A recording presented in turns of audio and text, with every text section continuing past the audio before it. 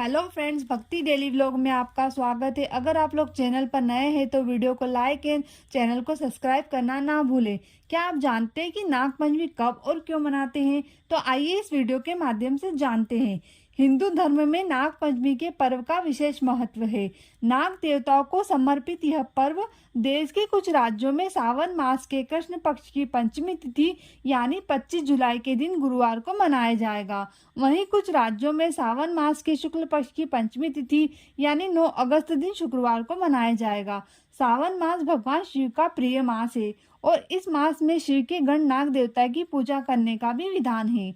नाग पंचमी पर मुख्य रूप से 8 नाग देवताओं की पूजा की जाती है और वे हैं वासुकी, ऐरावत, मणिभद्र, काल्या, धनंजय, तक्षक, कर्कोटकश और धृतराष्ट्र। इनकी पूजा करने से शुभ फलों की प्राप्ति होती है और सर्प भय से भी मुक्ति मिलती है। नाग पंचमी व्रत कथा। प्राचीन कथा के अनुसार एक बार एक साहूकार था। उसके 7 बेटे थे। उसके सभी 7 बेटों की शादी हो चुकी थी। सबसे छोटे बेटे की पत्नी बहुत अच्छे चरित्र वाली थी, लेकिन उसका कोई भाई नहीं था। एक दिन सेठ जी की बड़ी बहू घर लिपने के लिए सभी बहुओं के साथ पीली मिट्टी लेने गई तो सभी धलिया और खुरपी लेकर मिट्टी खोदने लगी। तभी वहां एक सांप निकल आया, जिसे देखकर बड़ी बहू उसे खुरपी से मारने का प्रयास करने लगी। यह देखकर छोटी बहू ने सांप को मारने से रोका।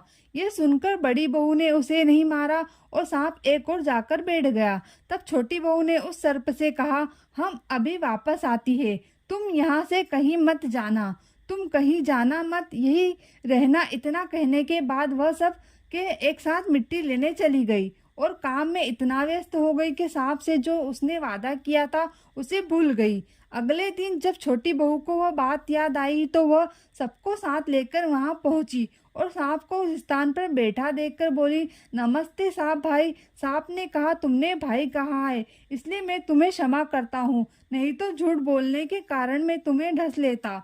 वह बोली, भैया मुझसे गलती हो गई, मैं क्षमा चाहती हूँ। सांप बोला, अच्छा आज से तुम मेरी बहन हो और मैं तुम्हारा भाई हूँ, जो चाहो मांग लो। वो बोली, भैया मेरा कोई भाई नहीं है, अच्छा हुआ कि तुम मेरे भाई बन गए।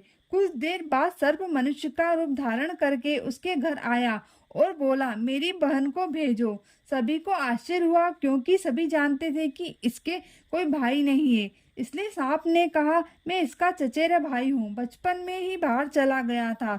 यह सुनकर घर के लोगों ने छोटी बहू को उसके साथ भेज दिया। उसने रास्ते में बताया कि मैं एक सांप हूँ, इसलिए डरना मत और जहाँ भी चलने में कठिनाई हो मेरी पूंछ पकड़ लेना। छोटी बहू उसके कहे अनुसार उसके घर पहुंची। वहाँ की धन संपदा और ऐश्वर्य देखकर वह आश्चर्यचकित रह गई।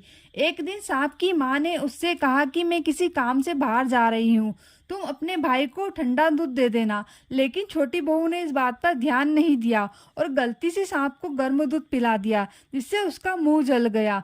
यह देखकर सांप की माँ बहुत क्रोधित हुई, लेकिन सांप के समझाने के बाद वह शांत हो गई। तब सर्प ने कहा कि बहन को अब उसके घर भेज देना चाहिए। तब सांप और उसके पिता ने उसे बहुत सा सोना, चांदी, जवाहरात, वस्त्र और आभूषण दिए और अपने घर ले गए। इतना सारा धन देखकर बड़ी बहू ने ईर्ष्या से कहा, तुम्हारा भाई तो बहुत धनवान है, तुम्हें तो उससे भी ज्यादा धन लाना चाहिए। जब सांप ने यह सुना तो उसने सोने की सभी वस्तुएं लाकर उन्हें दे दी।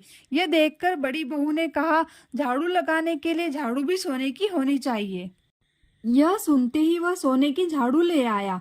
सांप ने छोटी बहू को हीरे जवाहरातों का एक अद्भुत हार दिया। उसकी प्रशंसा उस देश की रानी ने भी सुनी और उसने राजा से कहा कि साहूकार की छोटी बहू का हार यहाँ आ जाना चाहिए। राजा ने मंत्री को आदेश दिया कि वह उससे हार लेकर शीघ्र आए। मंत्री साहूकार के पास गया और बोला कि रानी हार छोटी बहू को पहना देगी, उससे ले आना और मुझे दे देना। साहूकार ने डर के मारे हार छोटी बहू से ले लिया। ये बात छोटी बहू को बहुत बुरी लगी। उसने अपने सांप भाई को याद किया और आने पर प्रार्थना की, भाई रानी ने हार छीन लिया है, तुम कुछ ऐसा करो कि जब तक हार उसके गले में रहेगा तब तक वह सांप बन जाएगा और जब वह मुझे लौटा देगी तो हीरे जवाहरात का हो जाएगा। सांप ने ठीक वैसा ही किया। जैसे ही रानी ने हार पहना तो वह सर्प बन गया। यह देखकर रानी की चीख निकल गई और वह रोने लगी। यह देखकर राजा ने साहूकार के पास छोटी बहू को तुरंत भेजने का संदेश भेजा। साहूकार डर गया, राजा क्या कहेगा। वह खुद अपनी छोटी बहू के साथ नजर आए। राजा ने छोटी बहू से पूछा, तुमने क्या जादू किया है कि मैं तुम्हें दंड दूंगा। छोटी बहू बोली, राजन दृष्टा क्षमा करे, यह हार ऐसा ही है, मेरे गले में हीरे मोतियों का और दूसरे के गले में सांप बन जाता है। यह सुनकर राजा ने सांप बनकर उसे हार दिया और कहा, अब इसे पहनकर दिखाओ। जैसे ही छोटी बहू ने उसे पहना तो वह हार हीरे जवाहरात का हो गया। यह देखकर राजा को विश्वास हो गया। उसने प्रसन्न होकर उसे बहुत सारी मुद्राएं पुरस्कार में दी। छोटी बहू घर लौट आई। उसके धन को देखकर बड़ी बहू ने ईर्ष्या से उसके पति को समझाया कि छोटी बहू के पास कहीं से धन आया है। यह सुनकर उसके पति ने अपनी पत्नी से पूछा, बताओ तुम्हें यह धन कौन देता है।